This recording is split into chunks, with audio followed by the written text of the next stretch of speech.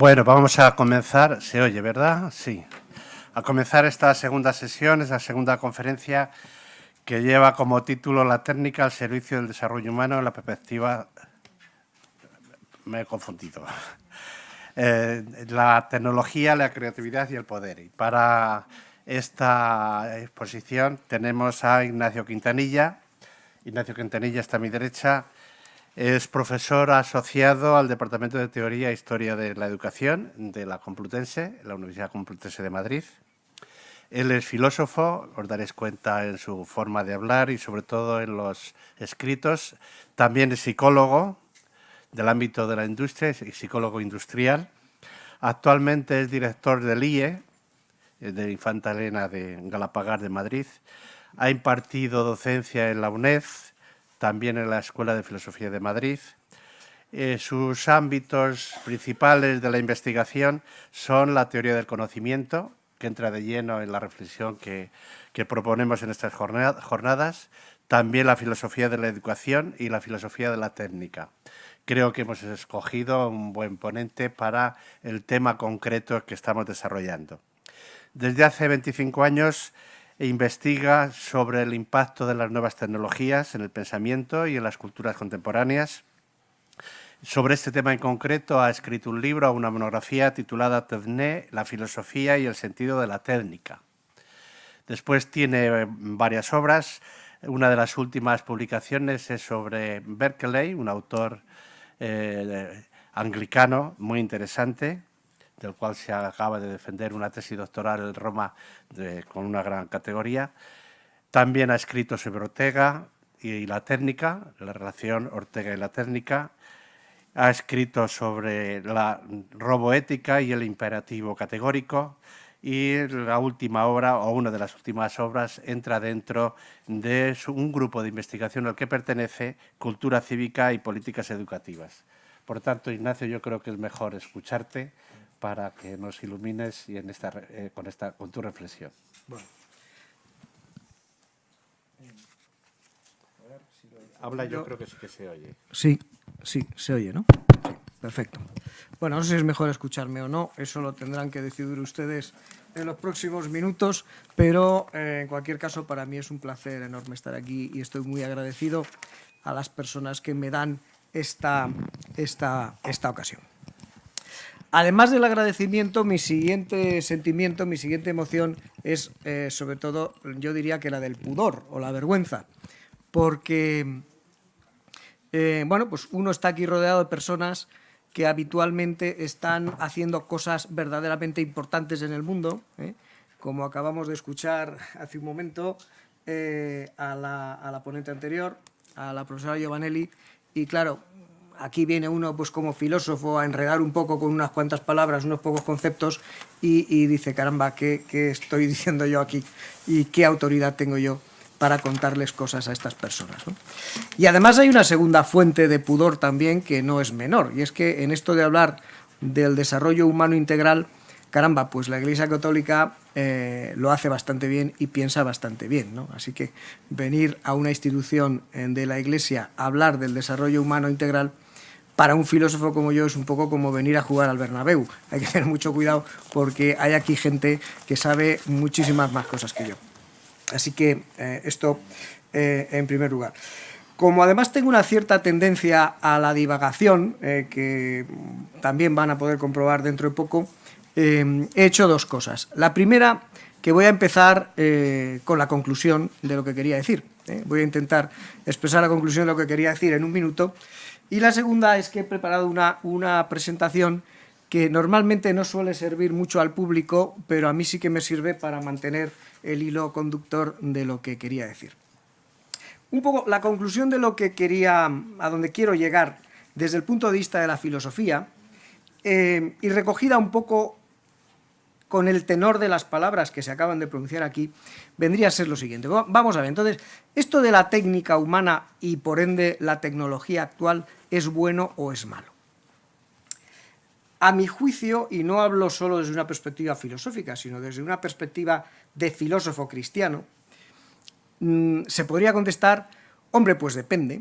Se puede utilizar bien y entonces es algo maravilloso, y se puede utilizar mal y entonces es algo malo. A mí me parece que esta respuesta no es la respuesta correcta. A mí me parece que la respuesta correcta es: la técnica es buena. Lo que pasa es que, como todo lo bueno que Dios ha creado, nosotros incluidos, nos podemos pervertir, podemos extraviar el uso final y propio, de manera que su esencia verdadera no se termina de expresar. Pero a mí me parece que la respuesta cristiana es: la técnica es buena. No es neutral, no es depende de cómo se use, es buena. ¿Por qué es buena? Pues porque el dominio, poder del universo por parte del hombre forma parte del plan intrínseco de la creación. Es mi opinión, en este caso no solo recibida, entiendo, por el magisterio de la Iglesia, sino meditada también desde un punto de vista filosófico. Y en ese sentido podríamos decir que la técnica no sirve al hombre, también sirve al hombre, pero no solo ni principalmente sirve al hombre. Y no es solo una herramienta al servicio de, aunque también. La técnica es expresión y manifestación de la naturaleza del hombre. Y este aspecto me parece muy importante. Me parece muy importante y creo que es algo que no debemos perder de vista. Así que, como ven ustedes, empiezo con una cierta vocación no polémica, porque pienso que lo que estoy diciendo ahora encaja perfectamente con todo lo que se ha dicho hasta aquí y, por supuesto, con los textos maravillosos que se han citado. Pero creo que es un acento que me parece que es interesante proponer. Bueno, como la técnica es verdadera manifestación, verdadera revelación, y es también verdadera redención, entonces mi posición, y ya con esto termino, es que posiblemente la visión cristiana, sobre todo católica, de la técnica y también de la tecnología actual no es la de una tecnofobia, desde luego. Nunca he oído a ningún autor, bueno, muy pocos, a ningún autor de inspiración católica manifestarse francamente en contra de la tecnología. Jamás. Protestantes sí, pero católicos muy pocos. Bien, los católicos no somos tecnófobos, sino que somos tecnófilos. La técnica más bien nos cae bien.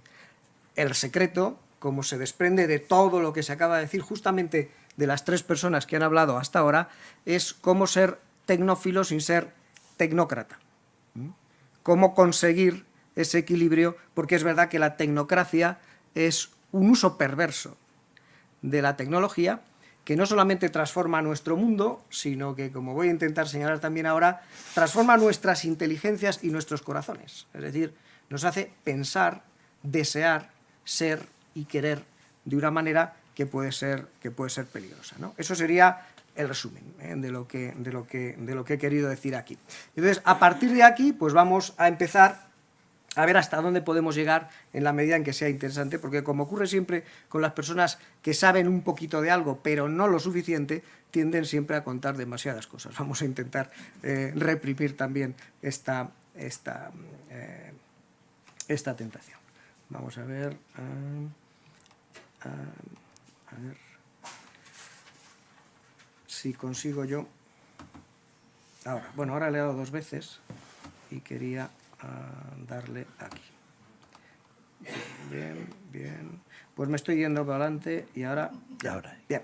Bueno, yo voy a dividir la ponencia en tres partes. La primera es esta, una aproximación filosófica a nuestro contexto tecnológico, porque lo damos por sentado que sabemos lo fundamental de lo que está pasando y a veces no somos conscientes, pienso yo, de lo fundamental que está pasando. O sea que esta parte es filosofía, pero tiende mucho a la sociología y a la historia. Bien, cuando solemos hablar de estos temas, o cuando suelo hablar de este tema, a mí me gusta hacer siempre tres recomendaciones a las personas que se enfrentan al fenómeno de la tecnología actual, que es la técnica de siempre, pero no es la técnica de siempre, es otra cosa, ¿no? El primero, que me parece muy importante, es la serenidad. La serenidad. Es decir, yo recuerdo que la semana pasada me han explicado qué diferencia hay en el manejo de la información entre el Big Data y el blockchain. Pero ya se me ha olvidado. Ya se me ha olvidado. Porque es que esto va a que vuela. Es decir, llega un momento en que como uno quiera fundar sus conferencias o sus libros en el Big Data, pues sabe que dentro de 3 semanas ya no le va a servir. Y hemos pasado por ciencias de la computación, inteligencia artificial, singularidad, Big Data, blockchain, y llega un momento en que uno no puede estar a la última de la última. Uno podría pensar, bien, no estoy cualificado para pensar y meditar sobre esta cuestión. Quien habla de esto habla de cualquiera de los ámbitos de la tecnología que todos tenemos en la cabeza. Error, error. Mi opinión, y esto debería preceder siempre todas las cosas que voy a decir, porque tiendo a expresarme de una manera un poco vehemente, pero mi opinión es que lo fundamental del cambio tecnológico que estamos viviendo se establece a mediados del siglo pasado y ya es previsible a mediados del siglo pasado. Cambian las palabras, cambian los trending topics, pero las cuestiones claves están ya ahí. Así que no hace falta que corramos, no hace falta que vayamos por ahí perdiendo el resuello para ver qué está pasando a nuestro alrededor. Más bien, lo que tenemos que hacer es coger un poquito de perspectiva. Esa es una referencia que me parece importante. Y aprovecho para decir algo que también me parece importante. Desde mediados del siglo XX existe ya un corpus muy sólido, muy consolidado de lo que podemos llamar filosofía de la técnica, que es filosofía de la técnica, donde por cierto hay muchísimo autor de primera línea que tiene una clara inspiración espiritual cristiana, y que merece la pena conocer, y que no terminamos de tener ubicado ni en la iglesia, ni en las universidades, ni en nuestras bibliotecas. Ahora hablaré un poco más de eso. El segundo consejo que voy a intentar aplicarme yo a mí mismo aquí es la humildad y prudencia, porque cuando hablamos de técnica, tecnología, tecnociencia, estamos hablando de un universo entero. La técnica es una faceta de la vida humana, es una faceta de la realidad, como la economía o la cultura. Entonces, no es fácil abarcarla de una sola mirada. Yo voy a proponer que distingamos 3 niveles y voy a prescindir de 2 de ellos porque, aunque los trabajo en otros contextos, no me parece que es la principal aportación que puedo hacer aquí porque hay personas muchísimo más cualificadas que yo para hablar de esos niveles. El primer nivel de reflexión y controversia técnica es lo que yo llamo un nivel técnico, es decir, un nivel de prudencia y de futurología para ver cuáles pueden ser los efectos positivos o negativos de poner en marcha una determinada innovación tecnológica. Normalmente, ningún ser humano tiene como objetivo en la vida exterminar al género humano, que la humanidad desaparezca, normalmente. O que las personas con medios escasos pues lo pasen muy mal, normalmente. Sin embargo, inmediatamente vienen toda una serie de debates que ya se han presentado aquí. Pues está bien que les demos a las personas teléfonos móviles antes de darles electricidad. ¿Qué pasa si desarrollamos este tipo de medicamento? ¿Tiene derecho un país a poner una central nuclear justo en la frontera del vecino que ha decidido no tener? Bien, bueno, este tipo de debates, que son muy importantes, al final sí que están dentro de una lógica de medios fines, es decir, de lo que Aristóteles llamaría la prudencia, y tienen un componente ingenieril técnico muy fuerte. Pues no sé, estoy poniendo un ejemplo muy tonto, pero para que se vea bien lo que quiero decir. Vamos a suponer que es verdad que si seguimos haciendo este uso de las selvas amazónicas, vamos a acabar creando un agujero enorme en la capa de ozono. Pero vamos a suponer que así muchas personas también indígenas, también personas que viven en la selva amazónica, pues van a tener más esperanza de vida y que dentro de 2 años otros técnicos ingenieros inventan una máquina que permite revertir ese proceso y volver a arreglar la capa de ozono. Puede que eso sea así, puede que no, no lo sabemos, pero es un plano de discusión muy importante en el que lo que tenemos que tener sobre todo es honestidad y transparencia informativa. Que no nos engañen, que no nos oculten información. Este es el plano número 1 de debate sobre reflexión humanística sobre la técnica. El plano número 2, que es también muy importante, es cuando la técnica pues abre campos insospechados para principios jurídicos y morales que ya tenemos. Por ejemplo, que no se puede dañar a un inocente, que no se le puede quitar a alguien lo que es suyo, pues es algo que ya tenemos establecido. Otra cosa es que lo hagamos, pero teóricamente lo tenemos muy claro. Lo que no sabíamos, no se nos había ocurrido, es que eso lo íbamos a tener que aplicar a un espermatozoide. Oiga, mire usted, es que esta persona ha sido fecundada con mi ADN y entonces yo ahora, bueno, yo tengo derecho a vender ese ADN, no tengo derecho a venderlo, lo puedo vender, pero me puedo arrepentir. Bueno, aquí nos metemos en problemas muy novedosos, claramente novedosos, pero tenemos ya un arsenal de principios jurídicos y morales que nos pueden ayudar a resolver estos problemas. Y luego está el tercer nivel, que es el que yo llamo ahí nivel ontológico, que es el más raro, el más abstracto, el más, el más elevado y posiblemente también el más inútil, pero justamente por eso es en el que los filósofos nos solemos sentir más a gusto, ¿no? Porque, por aquello de que la filosofía es una ciencia inútil, como decía Aristóteles. Entonces yo donde voy a enredar un poco más ahora es en este nivel, que es donde me considero más. ¿Con qué intención? Pues primero con la intención de abrir unos pocos horizontes, ¿no? de a lo mejor aportar alguna perspectiva que a alguien no se le había ocurrido y que le pueda ser útil. Y luego, pues eso, con un nivel de radicalidad, que es al que también me quería referir ahí. Y yendo ya al tercer elemento de la radicalidad, sí que me gustaría hacer una especie de pequeño llamamiento.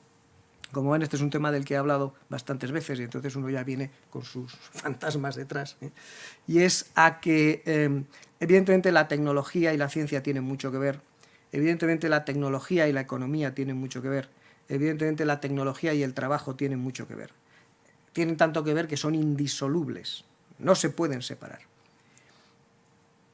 Pero se pueden y se deben distinguir. Es decir, la esencia de la técnica y de la tecnología actual no es la ciencia.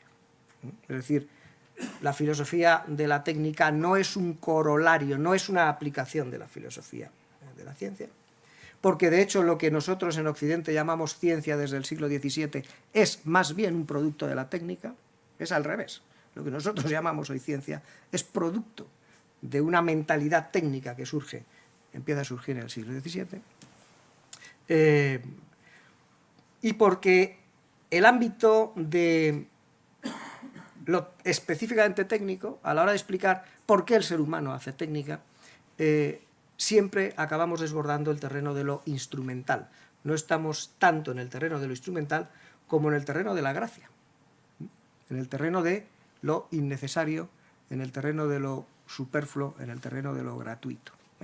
Bueno, de estos temas sí que voy a intentar ser un poco más claro. Esta parte, pues mira, casi me la voy a saltar un poco porque supongo que tengo una hora, más o menos. Sí. Bien, entonces la dejo ahí proyectada. Como esta presentación se la entregaré a los organizadores y acabará en todos ustedes, pues es una serie de afirmaciones que me parecen cautelares y que me parecen importantes a la hora de entender bien, porque son errores muy comunes que todos solemos cometer a la hora de explicar qué es la técnica humana. Sí que me parece que hay uno que sí me gustaría destacar, y es que el ser humano no hace técnica para satisfacer sus necesidades. También lo hace así, pero eso ocurre secundariamente. Es decir, ¿qué necesidad satisface un televisor? ¿Qué necesidad satisface un piano, que es un artefacto? Bueno, en la técnica humana se da una especie de círculo virtuoso y también vicioso en el que la necesidad y la satisfacción de la necesidad surgen casi a la vez. Y eso se ha leído muchas veces como algo malo, diciendo, mire usted, es que la técnica nos crea necesidades. Bueno, en parte es así, pero también tiene una lectura buena, teológicamente buena, que es la que he señalado antes. el ser humano es un ser tal que ante lo dado, ante lo que se encuentra en este mundo, no se encuentra satisfecho. Y tiene un anhelo, que no una necesidad, sino un anhelo de algo, que los católicos pensamos que es el cielo, y justamente ese anhelo por el que el mundo dado tal como es no termina de ser el que debe ser, el que produce la necesidad del ser humano de crear un mundo nuevo y una tierra nueva, en principio ayudando los planes previstos por Dios. Esta presentación tan abigarrada y con tantos datos sí que me la había puesto yo para insistir en una idea que me parece fundamental, y es la siguiente. Lo que tenemos arriba es la cronografía oficial de la historia, que es la que nos ha enseñado a todos desde pequeñitos, ¿no? La edad antigua, la prehistoria, la edad antigua, la edad media, la edad moderna y la edad contemporánea.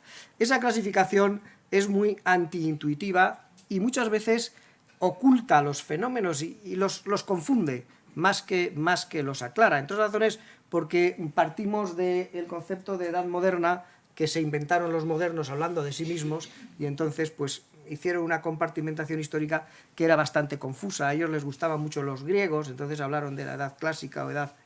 Pero entonces, claro, estaba la Edad Media por medio y no sabía muy bien qué hacer con ella, entonces se acaba llamando Edad Media porque no se sabe muy bien cómo se llama, y se acaba refiriendo uno a sí mismo con un acto de petulancia histórica increíble como yo que soy el moderno, ¿no? Nos moderni, y entonces, claro, los que venimos detrás pues tampoco sabemos muy bien cómo llamarnos. Es decir, es un esquema que hay que manejar porque es el esquema del que se cuelga toda nuestra cultura académica y universitaria, pero yo llamo la atención sobre el esquema que hay debajo, que es un esquema que está hecho teniendo en cuenta las formas básicas y primordiales de interacción tecnológica humana. Tendríamos, por tanto, una primera fase que está recortada, que va desde la humanidad misma, desde que existe la condición humana y técnica, porque el ser humano es técnico por naturaleza. El ser humano no nace primero como ser humano y luego se pone a hacer técnica porque... No. Si es humano, es técnico. Es técnico, no es solo técnico, es otras muchas cosas, pero también es técnico. Y desde ese mismo instante hasta que surge la civilización antigua clásica, la escritura, pues lo que los ingenieros llaman los 5 grandes, el tornillo, la rueda, la palanca, todo este tipo de cosas, los asentamientos estables, la ciudad, la distribución de trabajo, etcétera, etcétera, pues la humanidad vive en ese estadio que todos hemos conocido como prehistoria y que nosotros intuitivamente solemos manejar como si fuese de gente bestia, malvada, inhumana, etcétera, etcétera. Pero todavía hoy hay personas que viven en esa prehistoria y no son así. Y ahí está fotografiada una de ellas, ese indio que hay abajo es Toro Sentado, y los indios de las praderas de Estados Unidos son unos perfectos representantes de este estadio tecnológico. No hay lenguaje escrito, no hay apenas distribución de trabajo, todo el mundo más o menos hace de todo, todos educan, la escuela es la propia comunidad, etc. Y bueno, pues son personas que pueden tener una espiritualidad, una eticidad y una profundidad de vida enorme. Y la historia nos enseña que durante muchísimo tiempo han tenido también mejor dentadura y más esperanza de vida que nosotros. O sea, no es solamente que es que resulte que son muy buena gente, es que además tienen un proyecto de vida pues que no está nada mal, que no está nada mal. Bien, luego ya vienen, pues eso, esto parece un poco trivial recordarlo, pero es importante recordarlo, para ver dónde estamos. Hacia el 3500 a.C., pues ya sabemos que surgen las grandes civilizaciones fluviales y surge la cultura humana en el estado en el que va a nacer el cristianismo. Ya son religiones con libros, con textos sagrados. Ya hay una memoria, ya hay un lugar, ya tenemos un templo. Ya estamos jugando otro juego. Pero ese juego ha sido posible también gracias a que hay un cambio fundamental en las condiciones tecnológicas del ser humano, que yo ahora mismo no es necesario que comente porque está en la mente de todos. Y esa etapa, que nace hacia el 3500 a.C., se mantiene inalterable prácticamente hasta la Revolución Industrial. Esta afirmación tiene su importancia porque cuando uno lee filosóficamente la historia de la ética y la historia de la espiritualidad humana, se da cuenta de que pasa básicamente lo mismo. hay unas formas fundamentales de espiritualidad y de eticidad que surgen hacia el 3500 a.C. y se mantienen básicamente inalteradas hasta 1750. ¿Y esto qué quiere decir? ¿Podría ponerme un ejemplo, por favor? Que esa es la buena pregunta que se suele poder hacer a los hegelianos, ¿no? Cuando dicen algo, pues, oiga, póngame un ejemplo, ¿no? Pues, por ejemplo, Kant, ¿no? La ética de Kant, que es un pensador, a mi entender, profundamente cristiano, más cristiano que algunos otros pensadores de la Edad Media. Sin embargo, parte de la base de que no nos podemos fiar de un orden natural dado para establecer desde ahí virtudes dadas que nos hagan buenos. Claro, ahí ya ha fallado el tema. Cuando uno se lee el comienzo de las obras éticas de Kant, Kant lo que está diciendo es, mire usted, lo que llamamos virtudes, que está muy bien tenerlo, soy valiente, soy ordenado, soy trabajador, soy leal con mis amigos, etcétera, etcétera, pues pueden emplearse para el bien o pueden emplearse para el mal. Qué bien que tengamos virtudes, eduquemos a la gente en las virtudes, pero lo único digno de ser bueno y de ser llamado bueno de verdad es la buena voluntad, la buena fe de la gente, de gente muy virtuosa y con muchas cualidades o de gente menos virtuosa y con menos cualidades. Y sobre esa buena fe, la naturaleza no tiene nada que decir. Es otro juego, es otro nivel. ¿Qué está pasando aquí? No es una curiosidad llamativa que esta revolución en el mundo de la ética, de la libertad humana, coincida también con la revolución industrial y con la sospecha, por ejemplo, de que la naturaleza pues a veces es madre, pero otras veces es madrastra, y que, bueno, pues evidentemente mi tesis es que no es casual. Y ese periodo industrial es básicamente en el que estamos nosotros instalados, pensando ahora como personas cultas e inteligentes del siglo XXI, a pesar de que nuestro entorno tecnológico ya no es ese. ¿Por qué? Porque no es fácil cambiar la cabeza de las gentes. Cambiar el funcionamiento de la cabeza de la gente no es tan sencillo. La mayor parte de nosotros, todos nosotros, incluida también la doctrina social de la Iglesia, en muchos casos está utilizando conceptos correctos, atinados y verdaderos, pero propios de la época industrial. Por ejemplo, la técnica se resuelve fundamentalmente por la importancia que tiene el trabajo y el trabajador, que la tiene. Esto es una cosa típica de la época industrial, se ve en la Iglesia también. Hasta ese momento, por influencia griega, que no cristiana, el trabajo manual, el trabajo físico, el trabajo que hace sudar y que toca cosas materiales, se ve como una ocupación de segunda, porque los griegos eran muy señoritos, y en general, y las tribus también germánicas del norte de Europa también, ¿no? Guerrear está bien, pero más allá de guerrear, pues dedicarse a fabricar cosas, eso es algo poco... De ahí la peculiaridad de que nuestro Señor Jesucristo fuese artesano. Bueno, un Dios artesano no es tan común en la historia de las religiones, ¿no? Como un Dios guerrero, o un Dios poeta, o un Dios sacerdote, ¿no?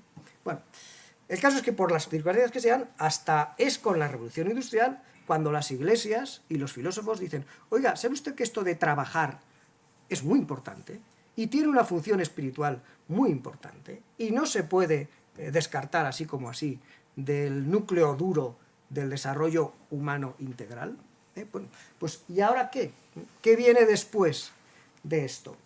Bueno, nosotros, pienso yo, que estamos en una nueva etapa, que hace ya años, muchos de ustedes que son más jóvenes ni siquiera se habrán familiarizado con esta terminología, pero a mí me parece muy acertada, en una etapa que se llamaba la tercera ola, la tercera revolución industrial, porque si se fijan, estamos hablando de tres grandes revoluciones industriales, y esa tercera revolución industrial tiene lugar justamente en torno a la Segunda Guerra Mundial.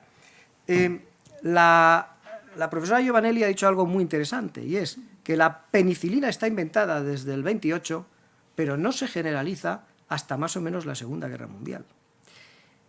Esta es una novedad histórica absoluta, que tiene lugar justamente en este momento. ¿A qué novedad me refiero? A la siguiente.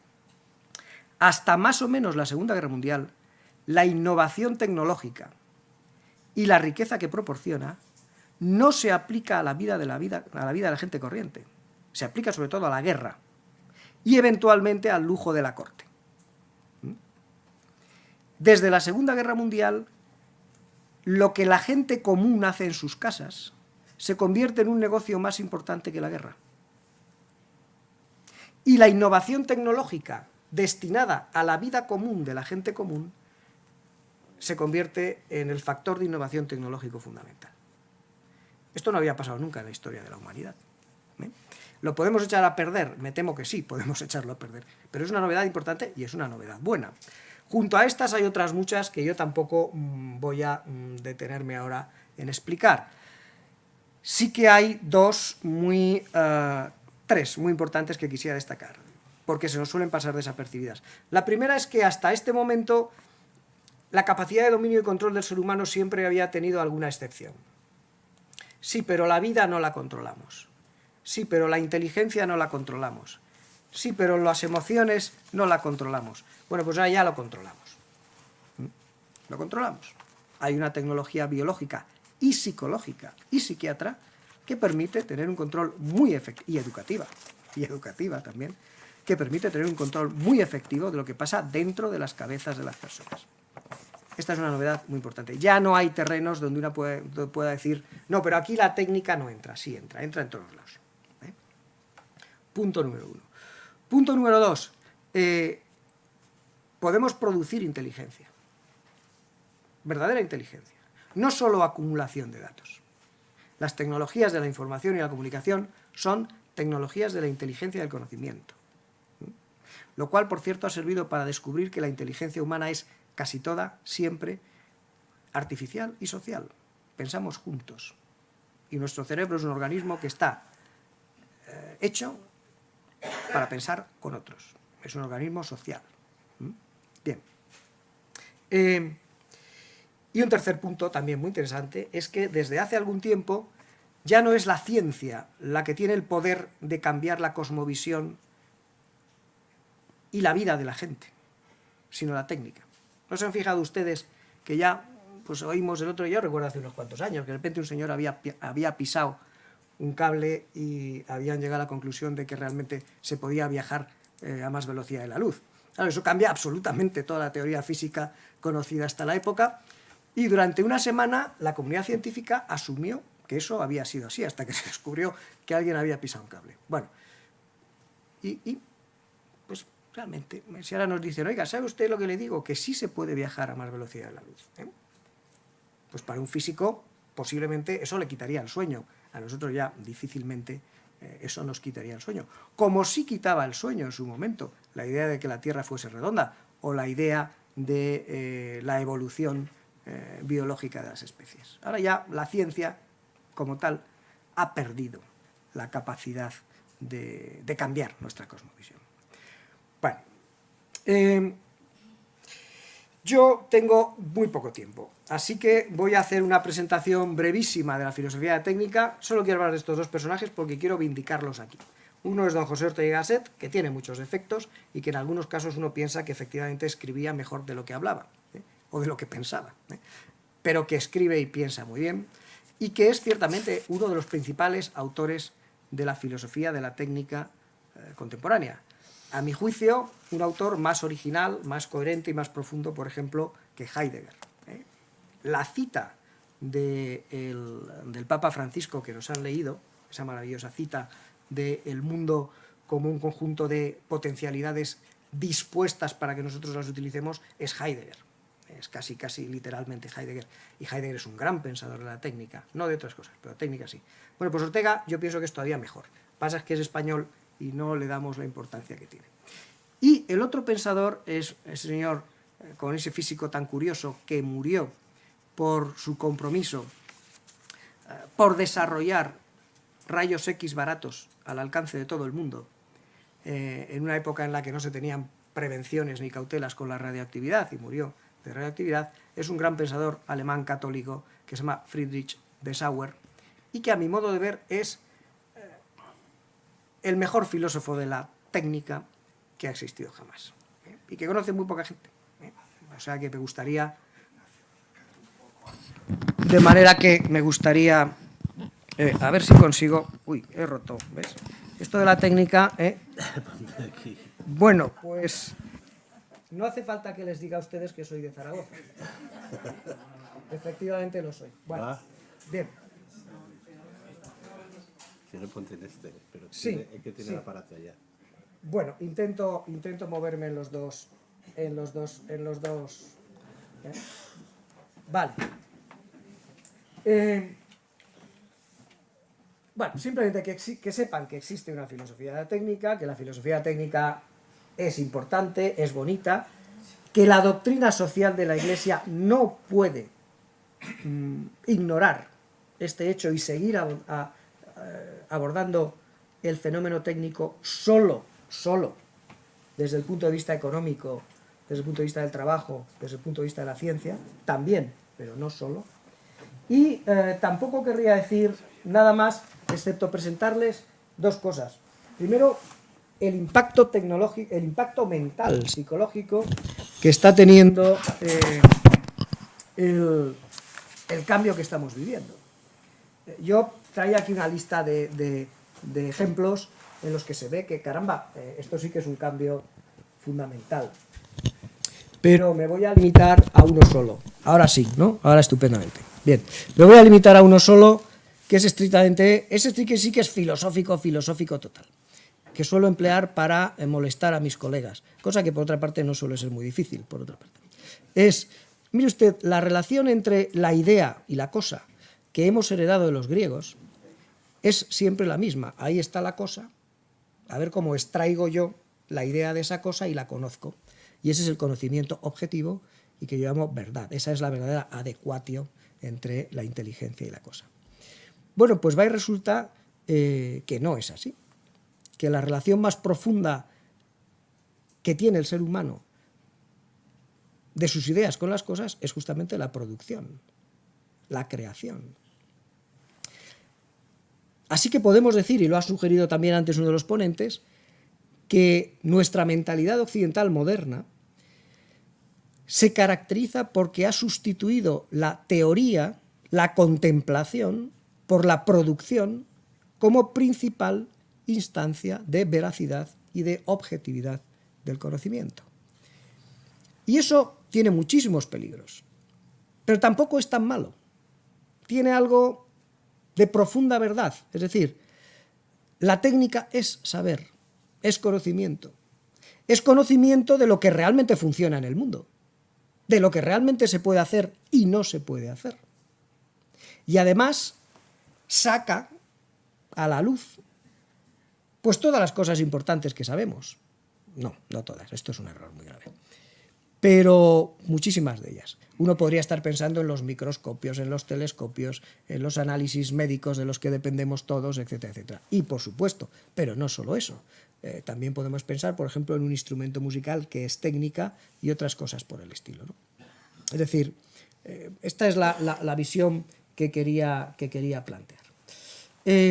De manera que, si se fijan ustedes, ya con esto termino la parte filosófica, la mayor parte de ustedes conocen esa definición tan socorrida, pero tan apañada de Kant, cuando le preguntan qué es filosofía y dice: filosofía es responder a las preguntas ¿qué puedo saber?, ¿qué debemos hacer?, ¿qué puedo esperar? ¿Y qué es el hombre? Estamos en un entorno filosófico tan modificado por nuestra técnica que, si ustedes siguen los debates en los periódicos, en las noticias, se darán cuenta de que se está produciendo esta asimilación. ¿Qué podemos saber? Es qué podemos hacer.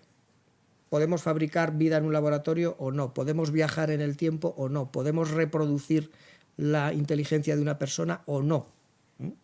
Es un fenómeno inexorable. ¿Qué debemos hacer? Y ha quedado de manifiesto aquí esta mañana, se va convirtiendo ya, de hecho, cada vez más, en ¿qué puedo hacer yo? Realmente puedo hacer, pero no debo hacer. Puedo hacerlo, pero no debo. No estoy llamado a hacer esto que, sin embargo, puedo hacer. Y la ética humana se está empezando a concretar cada vez más en estas opciones. No hablo solamente de qué tecnología genética voy a probar en mi país o no. Hablo de si me voy a quedar toda la noche jugando con un videojuego o no. Que puedo hacerlo. O, pues yo qué sé, si voy a montar mis relaciones sociales y sexuales a través de Internet o no. Puedo hacerlo, pero a lo mejor no estoy llamado a hacerlo. ¿Qué nos cabe esperar? Pues aquí vuelve la pregunta que también ha sobrevolado esta mesa. Es decir, ¿hay alguna salvación para el hombre, alguna redención, que no proceda de la técnica que el propio hombre puede hacer? Es decir, que no proceda de nosotros mismos. Y finalmente, ¿qué es el hombre? Bueno, pues mi sugerencia es obvia. Para responder a la pregunta ¿qué es el hombre? Hay que responder a la pregunta ¿qué es la técnica? ¿Qué es la técnica? Por eso, y en estos ultimísimos minutos, me voy a atrever a mencionar, ya que lo he preparado, una tercera parte en la que me siento muchísimo más inseguro y solamente propongo esto con una dosis de incertidumbre yo también bastante elevada. Primero, en la práctica, aterrizando, ¿qué repercusiones sacamos de esta ojeada filosófica a la técnica desde el punto de vista de en primer lugar, de una pastoral, pienso yo?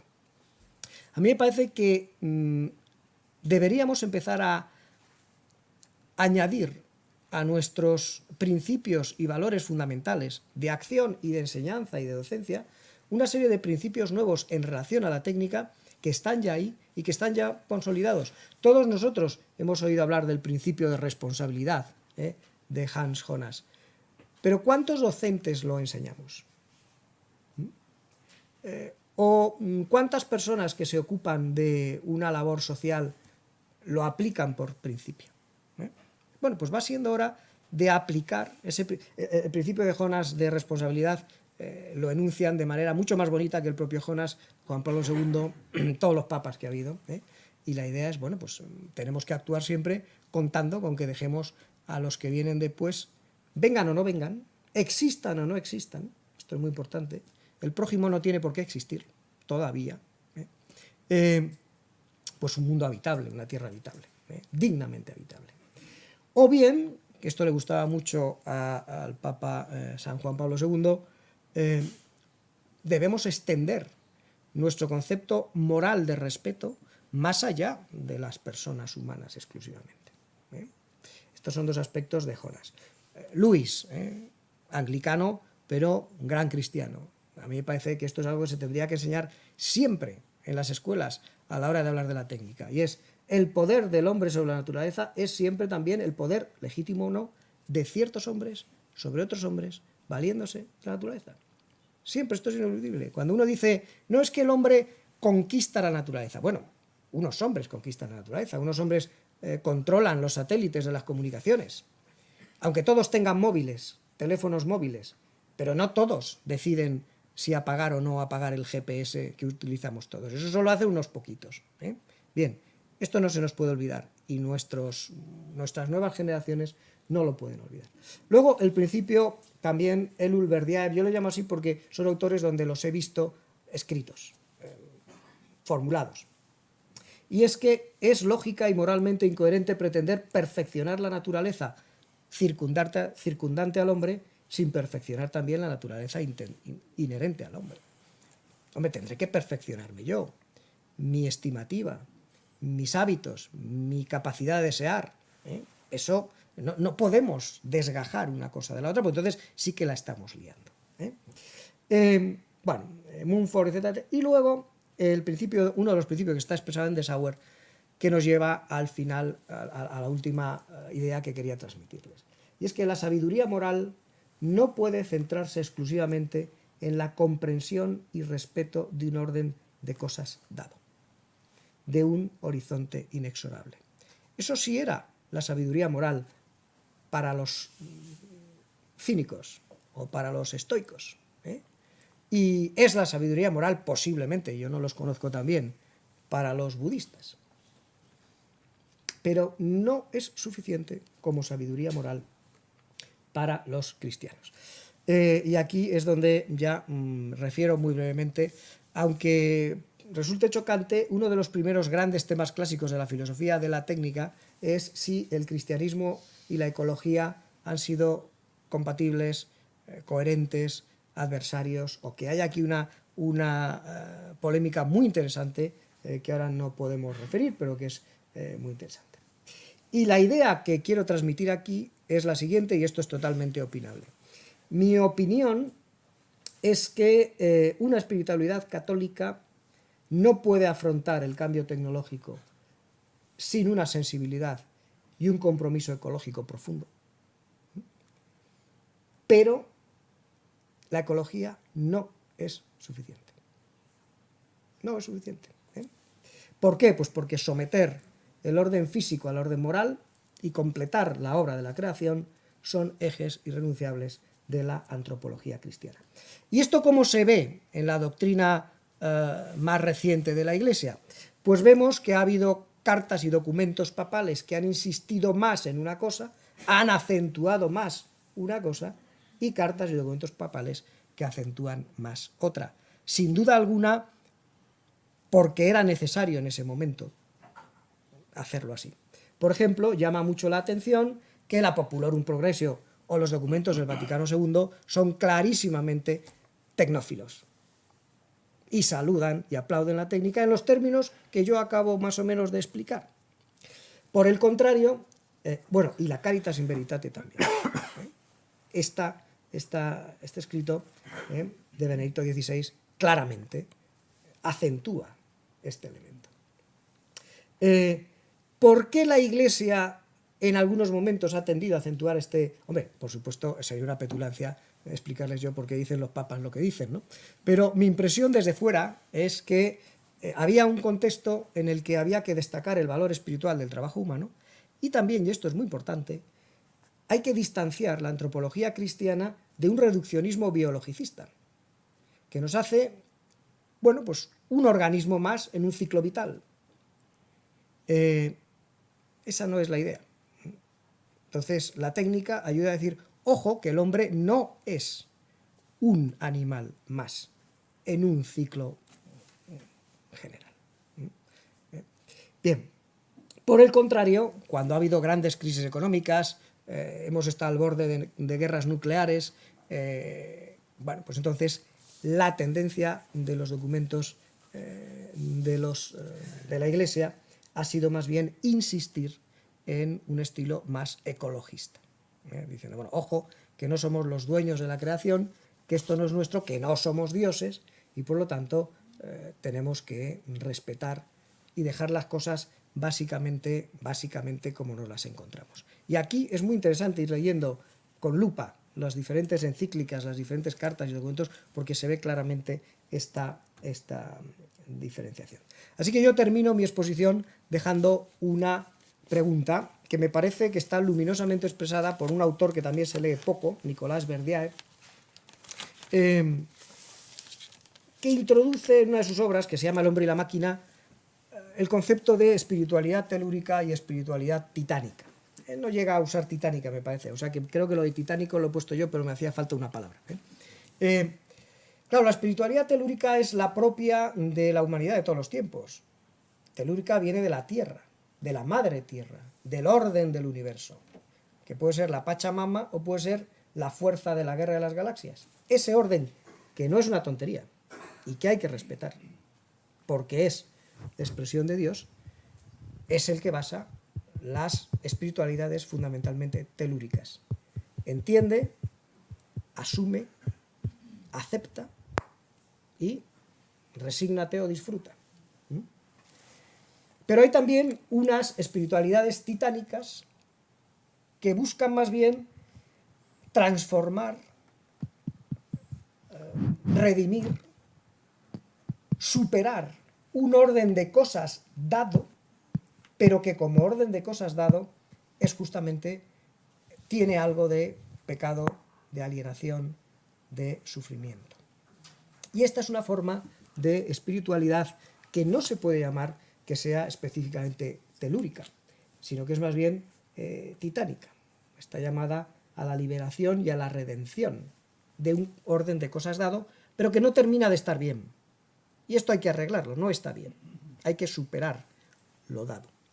Y este es un dilema que me parece que los cristianos tenemos, y si tuviésemos más tiempo, tuviese alguna otra ocasión, me gustaría también señalar que este es un dilema que se propuso ya en la apertura del curso de la Universidad de Salamanca, precisamente hacia 1581, y va a dar lugar a la famosa polémica de Ausilis, cuando el padre, que me parece que no se llamaba Bernardino, bueno, predicó que, bueno, pues que realmente pues la Virgen María podía haber dicho perfectamente que no al ángel y que en definitiva los planes de Dios necesitaban de que la Virgen María estuviese de acuerdo y viese clara la cosa, etc. Y aquí se monta, en el fondo estamos en la misma cuestión. ¿Hasta qué punto la creación necesita de la creación humana para llegar a ser lo que Dios quiere que sea? Creación libre humana. Y esa es la gran cuestión, y ahí es donde estamos. Mi opinión personal, y ya esta es la frase final, pero la pongo porque es bonita, porque además me gusta esa foto que he tomado, es que el ángel de la técnica nos enseña que nada auténtico se revela sin la gracia. La naturaleza la podemos cambiar, la gracia no. La liturgia es lo que no podemos cambiar, pero la naturaleza sí. Nos enseña que nada auténtico se revela sin la gracia y nada auténtico se revela sin nosotros, sin lo que los seres humanos hacemos. Y bueno, pues nada más, esto es lo que les quería decir.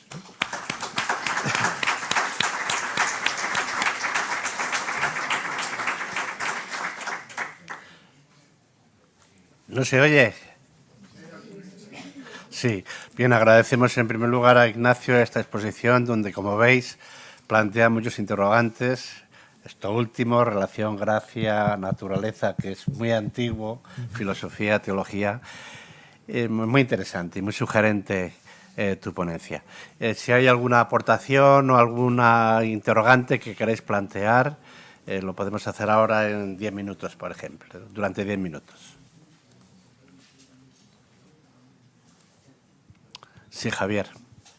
Sí, únicamente, bueno, agradecer la exposición y darte la oportunidad, dado que nos has introducido en el pensamiento de Ortega y Gasset, pues que te luzcas, ¿no? Y que nos digas 4 opiniones esenciales que este pensador tiene sobre la técnica, si haces el favor.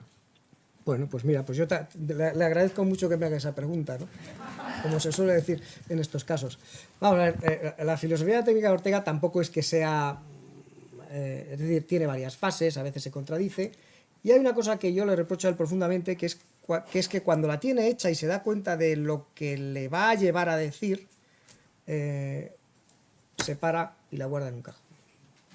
Porque lo obliga a cambiar buena parte de su sistema. Pero mucho antes de que Ortega, la mayor parte de los grandes pensadores de la técnica empiezan a pensar este tema a raíz de la Primera Guerra Mundial. La Primera Guerra Mundial es muy importante en la cultura occidental, muy importante. Y de hecho en el mundo sajón posiblemente es más importante que la segunda. De todas razones porque murieron muchos más americanos e ingleses en la primera que en la segunda. La gran guerra para el mundo sajón es la primera.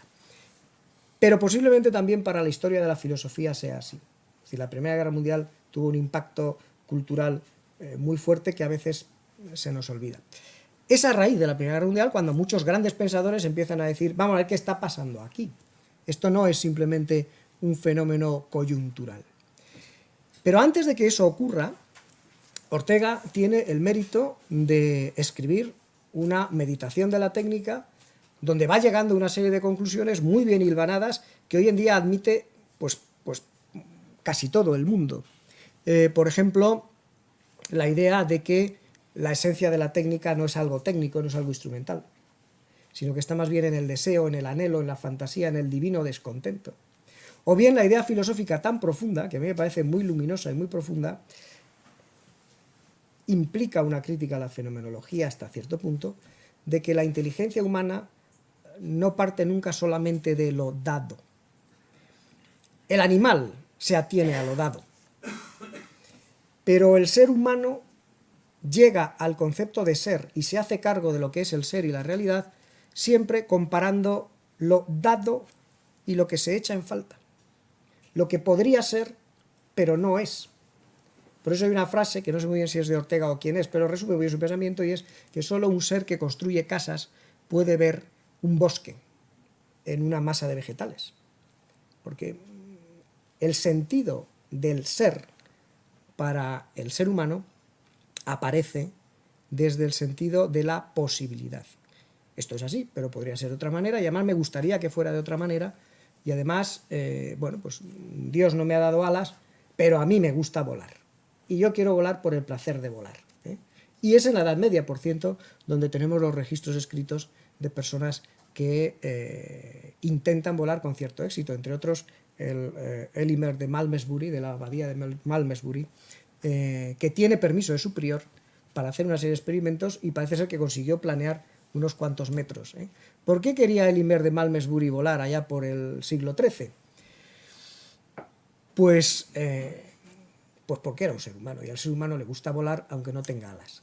Entonces, este concepto de la técnica basada en el deseo, esta gran revolución en la manera de ver la técnica es muy importante. Hay un episodio histórico que está muy bien documentado porque es el propio Heidegger quien lo documenta.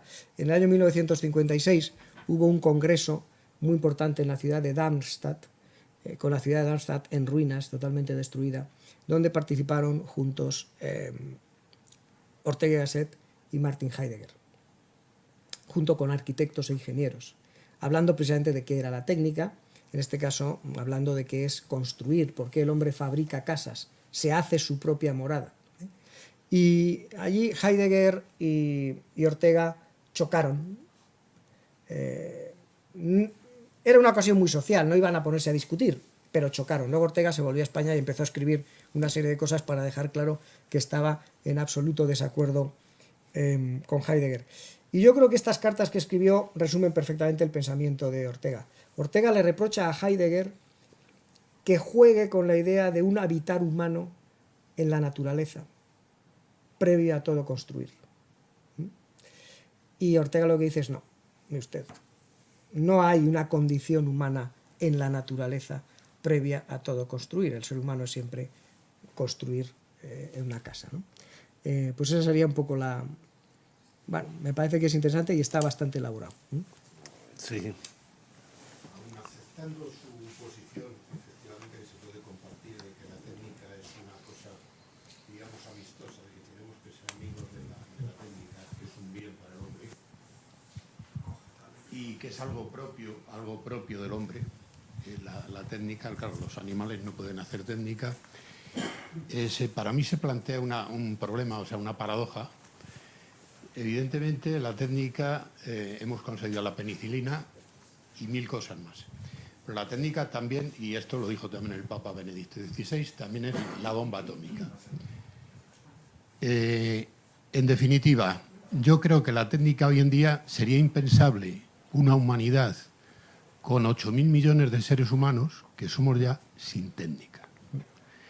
Pero al mismo tiempo, esa rapidez no va paralela, y también un poco lo ha mencionado usted, en el desarrollo humano y moral del hombre. Y entonces ahí hay un desajuste. Y ese es el gran problema que yo veo. Bueno, yo estoy totalmente de acuerdo con usted. Y una de las cosas que pienso es que urge que pongamos a trabajar parte de nuestras mejores cabezas, que hasta ahora estaban en la Politécnica haciendo ingeniería, pues una parte de nuestras mejores cabezas las tenemos que llevar a mi facultad, porque ya ven ustedes lo que hay, porque tiene que haber un desarrollo educativo y moral paralelo. Esto es una idea que se ha insistido muchísimo. Es un tópico, pero a veces los tópicos son ciertos. Es decir, ahora mismo hay un desfase porque los medios, la cantidad de cosas que uno de nuestros hijos puede hacer no se corresponde en absoluto con la cantidad de cosas que le estamos enseñando que tiene que decidir y cómo decidirlas. Y bueno, pues a lo mejor aquí sí que hay un fallo, una herencia cultural que arrastra esta idea de decir, no, los listos van a ciencias, los tontos van a letras. Bueno, pues eso es el principal peligro. No, tenemos que detraer un montón de inteligencia colectiva para empezar a pensar cómo controlamos, en definitiva es cómo educamos el deseo. ¿Cómo educamos el deseo? Entonces, aquí totalmente de acuerdo. Muy bien, entonces, no sé si hay algo más, pues lo dejamos agradeciendo una vez más a Ignacio Quintanilla su exposición y tendré la ocasión cuando se publique o nos salgan a la luz todas las ponencias de ver, como ha dicho él antes, la ponencia en su conjunto. Pues nada, muchas gracias.